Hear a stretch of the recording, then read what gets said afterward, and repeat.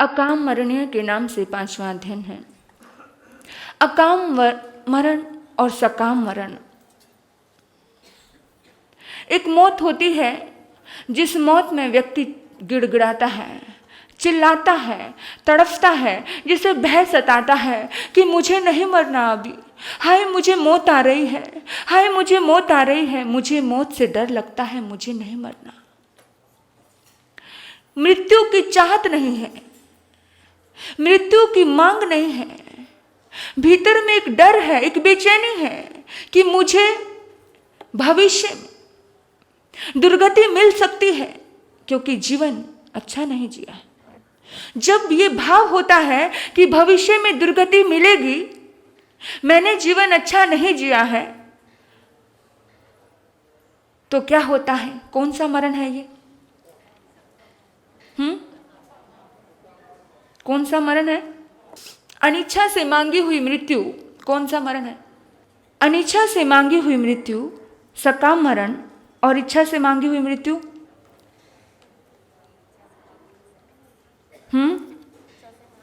उत्तराधान सूत्र पढ़ते हैं। चलो ये प्रश्न आपके लिए कल के लिए देती हूं, पता करके आना। हाँ ठीक है। एक मौत होती है, इंसान इच्छा से मांगता है, इच्छा से छोड़ देता है, वहां कोई इच्छा नहीं बचती है, वहां कोई राग द्वेष नहीं बचता है, वहां कोई भय नहीं बचता है, वहां पर समाधि मरण स्वीकार कर लेता है, पंडित मरण को स्वीकार कर लेता है। देखिए, जब अंतिम वक्त आता है और उस अंतिम समय में हम अपने बुजुर्गों को कहाँ भेज देते हैं? जब हमें समझ आता है, दिखाई दे रहा होता है, तो भी जिस टाइम में अपनों की जरूरत होती है तो भी हम उसे आईसीयू में भर्ती करवा देते हैं जहां कोई किसी से मिल नहीं सकता। समझ रखो, ऐसे समझ रखो कि जिस पल में अंतिम समय है उस टाइम में तुम उनको धर्म आराधना में उनके मन को रमाओ। जब साधना समर्पित की जाती है तो व्यक्ति का पंडित मरण होता है, और उस पंडित मरण में व्यक्ति की सद्गति होती है। तो हमें अपने पंडित मरण की ओर विचार करना है। हमें अनिच्छा से मृत्यु को ग्रहण नहीं करना है, हमें इच्छा से मृत्यु को ग्रहण करना है, जिसे समाधि मरण कहते हैं। उस समाधि मरण में हमें जाना है। ऐसे ही हमें अपनी जिंदगी को, मौत आएगी ये तो निश्चित है, मृत्यु का दुख आएगा ये भी निश्चित है, लेकिन उस मृत्यु के दुख को हमें सुख समझना है। कैसे सुख समझना है? जब आप अपने पुराने वस्त्रों को छोड़ देते हो तो दुखी होते हो, दुखी होते हो। तो ऐसे ही ये शरीर की मशीनरी पुरानी हो गई है, सहज स्व इच्छा से खुशी पूर्वक इसे छोड़ना पंडित मरण है। और ज्ञानी का ही पंडित मरण होता है, अज्ञानी का पंडित मरण नहीं होता है। हमें संधारा संलेखना करके हमारा मरण हो, एक ही भाव हो, जब जीवन का अंत हो मेरे सामने एक संत हो, जब जीवन का अंत हो मेरे सामने एक संत हो, मेरे होठों पे भगवंत हो और महावीर का पंथ हो, मेरे होठों पे भगवंत हो और महावीर का पंथ हो। साधक सकाम मरण की अपेक्षा करे, अकाम मरण की अपेक्षा ना करे। सकाम मरण संयम से और आत्मबोध से होता है, और अकाम मरण असंयम में होता है, अज्ञान बोध से होता है। तो अपनी आत्मा में ज्ञान बोध प्रकट करना है। मंत्र जाप भी हमारे लिए बहुत जरूरी है। बड़े बड़े साधक हुए जब मंत्र जाप करते हैं तो पूरा ओरा हमारा बदल जाता है। मंत्र भीतर के तंत्र को बदलने की ताकत रखता है, और ऐसी ताकत हमें हमारे ऋषि मुनियों ने हमें प्रदान की। ऐसे ऐसे मंत्र हमारे सामने रखे। 3 प्रकार के जाप होते हैं। पहला जाप होता है भाष्य जाप। जाप स्वर उच्च स्वर में किया जाता है, उसे बोला जाता है भाष्य जाप। ध्वनि युक्त किया हुआ जाप, इस जाप से अपने आसपास के परमाणु पुद्गल शुद्ध हो जाते हैं। देव भूत प्रेत यक्ष राक्षस सभी के सभी आपके चरणों में नतमस्तक होने लग जाते हैं। भाष्य जाप इतना पावन और पवित्र होता है। दूसरा जाप होता है उपांशु जाप। उपांशु जाप जो जीभ से मंद मंद स्वर में किया जाता है। कभी कभार कुछ लोग बैठे रहते हैं और बैठे बैठे बात भी चित भी कर रहे होते हैं। अक्सर ऐसा जाप मैं करती हूँ कि अंदर में नवकार में जीभ से नमः से धनंग अंदर अंदर में चल रहा होता है। मन से किया हुआ ये जो मंद स्वर में किया हुआ जाप आपके शरीर में ऊर्जा, तेज ऊर्जा को भर देता है, आपको प्रभावशाली बनाता है। कुछ लोगों के चेहरे पर बड़ा तेज होता है और बोलते हैं कि जबरदस्त तेज है आपके चेहरे पर। ये मंद मंद स्वर में किया हुआ जाप आपके चेहरे को तेज बना देता है। एक जाप होता है मानस जाप, जो बिल्कुल किसी को समझ नहीं आए। मंद स्वर में जाप किसी को तो समझ आ जाता है कि कुछ तो भी बोल रहे हैं, लेकिन मानस जाप केवल भीतर ही भीतर में चल रहा है, किसी दूसरे को समझ नहीं आ रहा है। मन से किया हुआ जाप हमारी आत्म जागृति के लिए होता है, हमारी आत्मा को शुद्ध बनाता है, आत्मा को सात्विक बनाता है और सर्व कार्य को सिद्ध करता है, हमारी सिद्धियों को प्राप्त करता है। जाप हमारी जिंदगी में बहुत महत्वपूर्ण स्थान रखता है। मंत्र जाप दिशा का इसमें बहुत महत्वपूर्ण स्थान होता है। हम ऐसा नहीं कि कोई भी दिशा में मुंह करके बैठ जाए, जैसा मन करे वैसे दिशा में उठें बैठे सोए नहीं। अगर आपका जाप मंत्र जाप, मानस जाप या उपांशु जाप या भाष्य जाप चलता है तो इन तीनों जापों में आपको दिशा का ख्याल तो जरूर रखना है। पूर्व दिशा और उत्तर दिशा की ओर आपका मुख हो। मंत्र सिद्धि जीवन में कैसे मिलती है? मंत्र सिद्धि करने से साधक उपासक को अपने इष्ट देव के प्रति पूर्ण विश्वास और आस्था प्राप्त करता है। मंत्र फल हमें कब और कैसे प्राप्त होता है? मंत्र हमें बहुत जल्दी फल देता है। कोई भी मंत्र हम साधना करते हैं। अब दिवाली आ रही है, दिवाली के दिनों में मैंने पहले भी कहा था आपको 65 यंत्र का जाप करना है और ये जाप मेरी ज़िंदगी में बहुत फल देकर गया है, इसलिए मेरी बहुत आस्था है और आप भी कीजिए। दिवाली के हर 3 दिन में ये जाप मैं करती हूँ, आप भी करो। 65 बार आपको चढ़ाना है। एक बार 65 यंत्र का जाप किया, फिर 2 बार किया, फिर 3 बार किया, ऐसे गिनती लिखना 1 2 3 4 65 तक। फिर उसके बाद उस गिनती के अनुसार ही आपको जाप करना। 1 बार किया उस पर टिक किया, 2 बार किया फिर टिक किया, ऐसे 30 बार किया, फिर 40 बार किया, फिर ऐसे करते करते 65 बार किया। 65 टाइम आपका जाप हुआ और 65 टाइम आपने फिर दोबारा करना है। जब एक बार ऊपर चढ़ाना है और एक बार नीचे उतारना है, तो फिर 65 से 64 63 ऐसे करते करते आपको नीचे आना है। ये एक विधि है। इस विधि को अगर आप सिद्ध करते हो तो आपके सर्व कार्य सिद्ध होते हैं। आपकी हर श्री जिनवर मुझ करो कल्याण, अपने ही कल्याण की कामना है। कितनी प्यारी सुंदर बात है कि इससे बढ़कर इससे कम कभी कुछ मत मांगना, परमात्मा से अपने कल्याण की ही कामना करना। और ऐसी कल्याण की कामना हमारी जिंदगी का उद्धार करती है। लेकिन जब भी कोई गुरु आपको जाप के लिए आह्वान करता है, वो जाप आपको कल्याणकारी सिद्ध होता ही है। आप उठने कोई किताब उठाई, आपने देखा इसमें लिखा है कर्जा मुक्ति का मंत्र और आपने करना शुरू कर दिया, फल नहीं देता है। जब तक आप किसी गुरु के माध्यम से वो मंत्र ग्रहण नहीं करते हो तब तक आपको वो मंत्र सिद्ध नहीं होता है। तो मंत्र को सिद्ध करने के लिए किसी गुरु के मुखारविंद से लेना होता है। मंत्र हमें तभी फल देता है जब हम किसी के गुरु के मुखारविंद से वो मंत्र लेते हैं। 1 माला 2 माला गिनने से हमें मंत्र का फल एकदम नहीं मिलता। हम सोचें कि बीज यहाँ रखा और उसी टाइम धरती से जन्म ले जाएगा, ऐसा नहीं है। तो मंत्र की एक व्यवस्थित साधना करनी पड़ती है, व्यवस्थित समय देना पड़ता है। उसको पहले भूमि को शुद्ध किया जाता है, भूमि को पवित्र किया जाता है, उसके बाद आह्वान किया जाता है देवी देवताओं का, उसके बाद उस मंत्र की स्थापना की जाती है। जब भी अभी आप देखेंगे आपको पता चलेगा, एक विधि पूर्वक किया हुआ मंत्र जाप। आज दिन तक हम कोई विधि नहीं करते हैं, हम सीधा सिंपल करते हैं, तो इसलिए हमें जल्दी उसका प्रभाव नहीं होता है।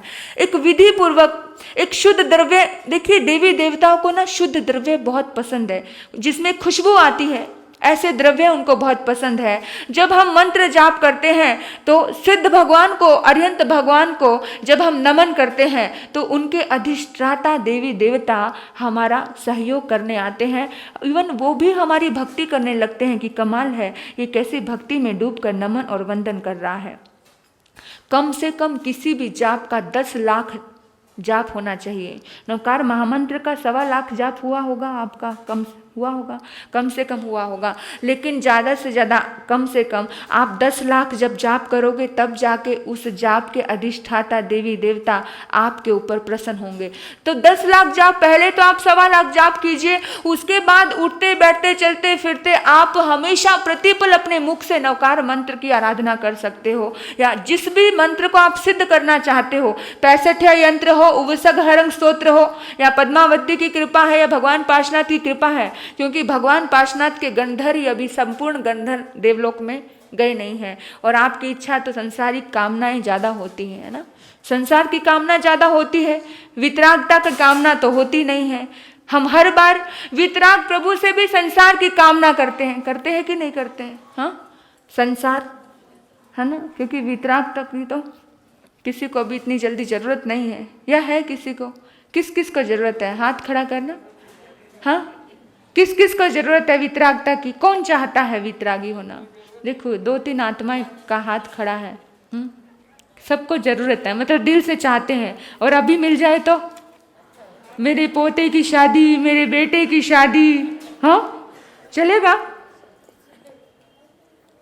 देखिए, जब हमारा 10 लाख जाप हो जाता है तो हमें स्वप्न सिद्धि प्राप्त होती है। पता है आपको, हमें स्वप्न आ जाता है आने वाले घटना का, और ऐसा बहुत बार होता है। साधु संतों को ये बातें बहुत जल्दी पता चलती है, आने वाली क्या घटना घटने वाली है। जब हमारे जाप की साधना होती है तो अगर कोई भय पूर्ण हमारे साथ कुछ घटनाएं घटने वाली है तो हमें वो ऐसा भयपूर्ण सपना आता है, हम डर कर उठने लगते हैं। और कोई आने वाली अच्छी घटना होती है तो हमें बहुत कुछ अच्छा दिखने लगता है, हमें पता चलता है कि कुछ अच्छी घटना घटने वाली है। तो व्यक्ति, और तभी कुछ बुरी घटना घटने वाली है, दोनों चीज़ों का पता चलता है। बुरी घटना घटने वाली है तो व्यक्ति क्या करता है, अपने आप को जाप में और समर्पित करता है, धर्म आराधना करता है, उस पल उस घड़ी में बचकर चलता है तो बहुत कुछ बच जाता है बिगड़ने से। तो जाप की सिद्धि बहुत जरूरी है। और जब आपका 14 लाख जाप हो जाता है तो भविष्यवाणी करने की लब्धि आपके भीतर में आ जाती है। कभी कभार होता है ना, किसी संत के मुख से कोई वाक्य निकलता है और वो पूर्ण हो जाता है, अचानक पूर्ण होता है, कोई सोच समझ के नहीं निकाला जाता। हमारे तपाचार्य तप चक्रेश्वर श्री मोहन माला जी महाराज बहुत बड़ी लंबी तपस्या करते हैं। उस तपस्या के दौरान में उनको एक जाप साधना उनकी चलती थी और अचानक कुछ कह देते थे ना तो पत्थर की लकीर थी, बिल्कुल कह दिया अचानक। अगर मुंह से बोल देना अरे ठीक हो जाएगा तो ठीक हो जाना, इतना जबरदस्त उनकी भीत पास लब्धि आ जाती थी। 18 लाख जाप करने से विपत्ति और समस्याओं का निदान प्रति क्षण में कर देता है वो आत्मा, जिसके जीवन में 18 लाख, जिसने अपने जीवन में किसी मंत्र का, नवकार मंत्र हो, तीजे पहुँच हो, 65 उपसक हरंग स्तोत्र, कोई भी मंत्र, ये सभी पावरफुल है। हमें तो बाहर भटकने की आवश्यकता ही नहीं है, हमारे पास अपार संपत्ति, विरासत है हमारे पास परमात्मा की दी हुई, जो उसी टाइम कोई भी विपत्ति हो उसी टाइम निदान कर सकता है। नहीं, मंत्र जाप में इतनी ताकत है। और मंत्र जाप करोड़ों की संख्या में हमें करना है, तब हम अनेक मन चाही उपलब्धियां प्राप्त कर सकते हैं। कभी कभार होता है कुछ साधक आत्माएं मन से सोचते हैं और पूर्ण हो जाता है बहुत, लेकिन हम तो कहते हैं अगर हम मंत्र जाप करने बैठ जाएं तो तुम्हारी तो शिकायतों के पोटले शुरू हो जाते हैं। महाराज जी तो जाप बात नहीं करते हैं, जब भी जाओ माला हाथ में रहती है। एक बार शुरू किया था मैंने जाप, देखो दोनों तीनों चीज़ें शुरू की। एक बार मैंने ध्यान किया, मेरा एक्सपेरिमेंट बता रही हूँ, कंटिन्यू में 5-5, 6-6 घंटे एक साधना थी, 6.5 महीने तक मैंने मौन किया था। साधना के दौरान मैंने ध्यान किया। लोग कहते महाराज जी आपका काम अभी ध्यान करने का नहीं है। लोग मुझे आके समझाने लगे आपका काम नहीं है, आपको तो समाज में रहना है, आपको तो ये कहना है। फिर कभी कभार लगता है कि दीक्षा अपने लिए ली है कि तुम लोगों के लिए ली है, क्वेश्चन मार्क आने लगता है। मैं खुद से ही पूछने लगती हूँ कि लोग चिल्लाने लगते हैं, लोग बोलने लगते हैं। और कभी जाप महाराज जी जब देखो आपके हाथ में तो माला जाप, यानी कोई भी कार्य शुरू करके देखा है मैंने, लेकिन लोग आएंगे आपको भटकाएंगे। जब मुझे भटका सकते हैं तो आपको भी भटकाएंगे, आपको भी बोलेंगे।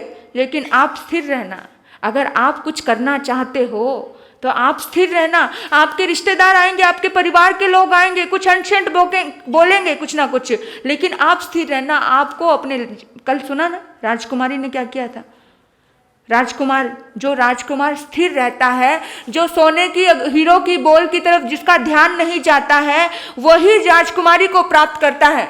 अगर आपको कुछ उपलब्धि प्राप्त करनी है तो आपको किसी की बातों में आना नहीं है, शिखर पर पहुंचना है। तो मंत्र जाप हमें कहाँ और कैसे और किस स्थान पर करना है, इस बात का भी आराधक विशेष ध्यान रखें कि हमें किस तरह से करना है। हमारे आसपास बहुत शुद्धि होनी चाहिए।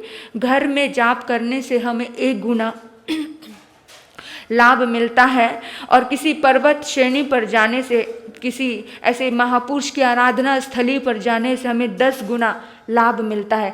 कभी कभार आपने देखा होगा नदी नालों के पास, बड़े बड़े नदियाँ झरनों के पास ऋषि मुनि साधना करते हैं। क्यों करते थे ऋषि मुनि, क्यों साधना करते थे? क्योंकि वहाँ पर बहुत जल्दी साधना सफल होती है। भगवान महावीर को देख ले, ऋजुबालिका नदी के पास केवल ज्ञान प्रकट हुआ। महात्मा बुद्ध को देखो, नीलांजला नदी के पास बुद्धत्व प्रकट हुआ। हमेशा जितने भी महापुरुष हुए, ये ज्ञानेश्वरी जहाँ लिखी गई वो भी एक नदी के बीच में बैठकर लिखी गई थी। आप गए होंगे आलंदी, है ना। संत नामदेव, है ना, ज्ञानेश्वर, हाँ, क्योंकि हम लोग आलंदी गए थे। संत ज्ञानेश्वर जी ने वहाँ पर नदी के बीच में एक उन्होंने बताया था, एक चबूतरा बना है, वहाँ पर बैठकर ज्ञानेश्वरी लिखी थी। तो देखिए, मैं सोचने लगी कि जितने भी महापुरुषों ने अपनी आराधना सिद्ध की है तो कैसे की है, ऐसी प्रकृति के स्थान पर। जितना आपका एटमॉस्फेयर प्रकृति प्रदत्त होगा उतनी जल्दी आपकी साधना सफल होगी। ठीक है, तो आपको अपनी साधना सफल करने के लिए 10,000 गुना आपको फल देती है ये प्रकृति, आपकी साधना में सहायक बनती है। इसलिए बड़े सभी तीर्थंकर राजमहलों को छोड़कर कहाँ चले गए थे? जंगलों में चले गए थे।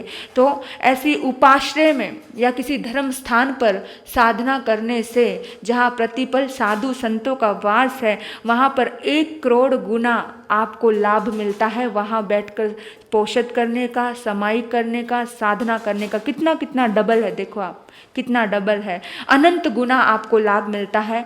तो मंत्र साधना की कुछ बातें हमने जानी हैं। उन बातों के तहत आज हम यहाँ पर